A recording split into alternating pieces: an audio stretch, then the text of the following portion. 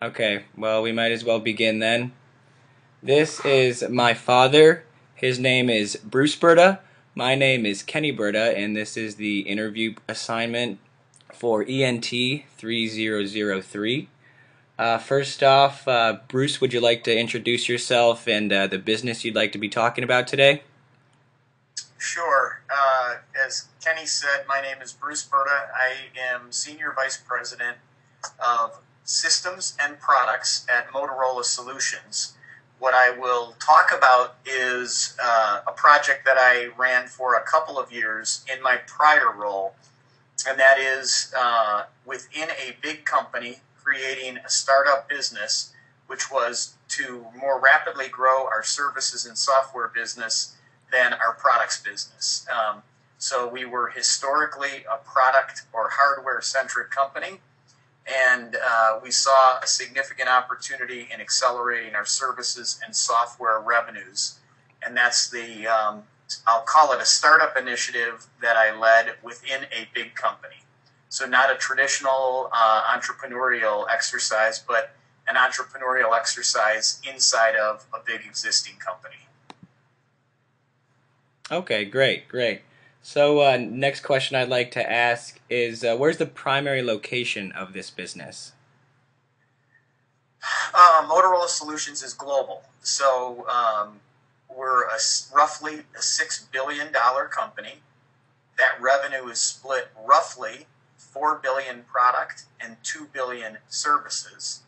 But the revenue is distributed all around the globe. We're roughly 65% in the United States and 35% of our revenue outside the United States, fairly evenly split between Europe, Asia, and Latin America. Okay, okay, great. And basically, what inspired you to get involved in this field of business? So the inspiration was the need to grow the company's revenues. We are the market leader, so growing through share gains was unlikely. So we needed to find new avenues for growth. The avenue we chose was to try to accelerate our services and software revenue to get it more in line with other similar industries. Right now, or historically, we under-indexed in software and services fairly substantially. Okay, great, great. And how is this company promoted? Do you use any type of social media or anything like that? Because we're an existing business, you can really look at this kind of as a startup within a company that exists. So the outreach to our customers is through for this initiative is the same as the outreach through others, and we use a combination of industry trade associations, industry journals, trade shows, and then a large web-based presence as well. Okay, great, great.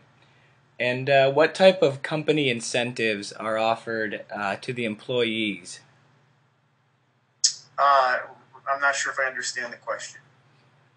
Okay, okay. So basically, you are in this business with, and who are the other people that are basically on the same level as you, who you work with day to day? Uh, so as a senior executive of the company, I have a couple of peers that are probably most appropriate to point out. From a business perspective, we structure the company as two segments: systems and products, which I run now, and solutions and services, which I ran previously. And that's really the initiative that we're talking about. And then my other peers in the company are the go-to-market leaders. So a leader for North American market, for Europe and Africa, for Asia Pac and Middle East, and for Latin America. That's really the set of peers that I have within the company. Okay, okay, great. And what would you say your the best advice would be to someone who's looking to start their own type of business or and get involved in something like you did?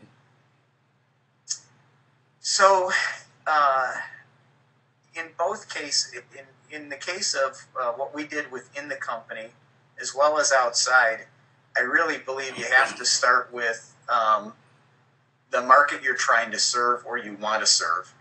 And there has to be an untapped opportunity or unmet need from the customer's part. Right.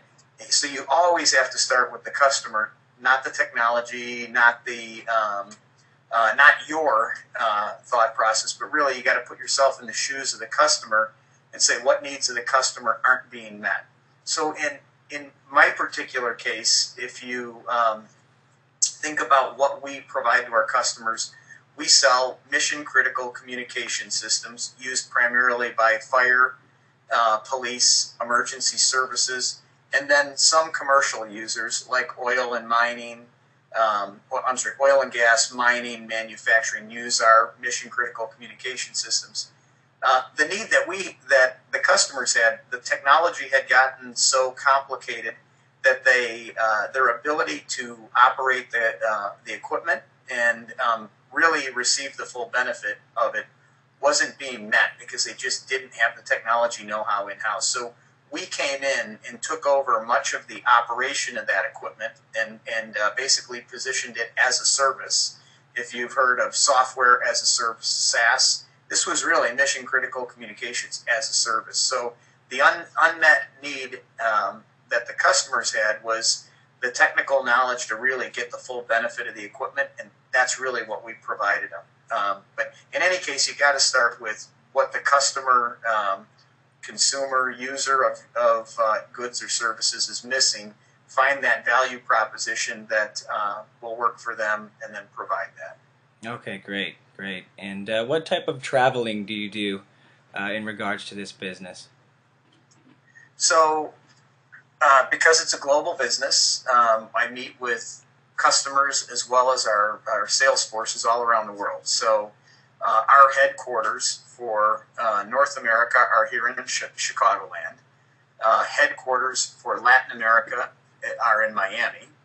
Headquarters for Europe and Africa are in Basingstoke, UK.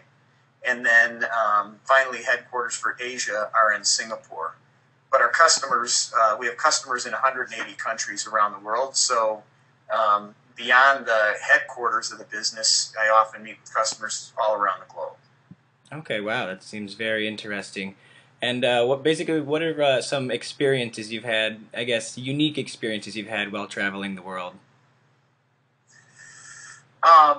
So I'll describe maybe business related first, and then kind of more personal. Business related, an experience I'd relate is the difference in cultures. As we tried to shift to a model that's much more software and services centric, certain parts of the world were very ready to adapt. Other parts were not. So, example, in Australia and Israel, we've been extremely successful in converting our business from a hardware sale to a software or services sale model. In fact, nearly all of the customers in Australia use Motorola solutions to provide to service and operate the equipment on their behalf. Same thing in Israel. If you go to other parts of the world, possibly where labor is cheap and there's a lesser understanding of software and services models, like China or Indonesia, that sale is much, much more difficult. So you have very different cultures as you go around the world, and then you will be more or less successful with your offer based on those cultures. On a personal side, maybe during these travels, I often get to spend a little bit of extra time in the countries, see cool things like Great Wall of China, the old city of Jerusalem. So some pretty cool personal experiences as well. Okay, great, great. And what would you say is the most stressful part about this whole startup that has come about? So, because Motorola is a big existing company, has a big existing business, trying to change the culture of the employees is the most complex part. So if you think of a sales force of roughly 2,000 people, they've spent the last many, many years selling hardware, selling product, physical product, and we're very successful at that. And now you're trying to convince them to sell in a different way, to assign value to different parts of the offer. So assign more value to software or services and less to the hardware. That's a big cultural change, which for the initiative we're talking about was the single biggest challenge, really getting the internal employee base to adopt a new model. The way we did that was, number one, through a lot of education. Number two, promoting big wins. So when a sales team was very successful in a large deal, we would promote the heck out of it to try to generate momentum. But then third, you have to change compensation plans or you're never going to get the sales force to align around a new model. So rewarding them significantly more for the sale of software and service, or rewarding them significantly less for a historic sale like hardware sale, was really the ultimate thing that pushed it over the edge. Okay, wow, it's very interesting. So for my last kind of wrap-up question here, what would you say is the turning point in this business where you really decided and you kind of knew, okay, this is going to be a success and I think it's going to work out well? Yeah, I would say for probably 2 years or 3 years, it was very much a push. So me and my team aggressively pushing to try to get the rest of the company on board. And what I would say over the last 6 months, we've had enough success in very visible, very large deals around a software and services model that the sales force really seems to have understood the size of the opportunity. And rather than me pushing for this shift, there's very much a pull in the other direction. Pull meaning the sales teams want more information, want more content, want to be trained so that they can be more successful in selling. And it really took a couple of years of ongoing cultural change. And then, as I said, taking the significant wins and making them highly visible and using them as kind of role model behavior. Over time, that really convinced the sales force to start to shift their priorities. And I would say 6 months ago, we achieved that. So it was probably a 2 to 2.5 year journey of trying to get there. And then roughly 6 months into the journey now where the sales force is very, very in tune with what we're trying to do and aggressively pushing for it. Okay, all right. Well, thank you very much for your time, Bruce. It was a pleasure talking to you, getting to know a little bit about your business and your entrepreneurial ways. But other than that, thanks for talking to us. Thank you. I'm going to hit stop record now. Okay.